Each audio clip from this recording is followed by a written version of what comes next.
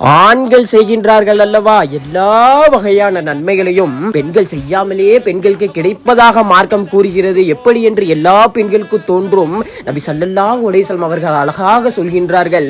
ஒன்று கணவனுக்கு கட்டுப்பட்டு நடப்பது, மற்றொன்று பிள்ளைகளை பேணி நடப்பது என்று சொல்கிறார்கள். அது மட்டுமல்லாமல் தாய்மார்கள் கருவுற்று இருக்கும் பொழுது அவர்களுக்கு காலை முழுவதும் நோன்பு வைத்து அல்லாஹ்வுடைய பாதையிலே காலை முழுவதும் நோன்பு வைத்த நன்மையும் இரவு முழுவதும் இபாதத்து செய்த நன்மையும் அல்லாஹ் தஆலா வழங்கி கொண்டே இருக்கிறான் என்பதாகவும் சொல்வார்கள். கடைசியாக ஒரு வார்த்தை சொல்வார்கள் அல்லவா, அவர்கள் பிரசவ வழியிலே இருக்கும் பொழுது, பிள்ளை பிறக்கும் பொழுது அவர்களுக்கு வானம் முழுவதும் பூமி முழுவதும் எண்ண முடியாத அளவிற்கு அல்லாஹ் தஆலா நன்மையை வழங்குகின்றான் என்பதாகவும் நபி ஸல்லல்லாஹு அலைஹி வஸல்லம் அவர்கள் பெண்களை பற்றி சிறப்பாக சொல்வார்கள்.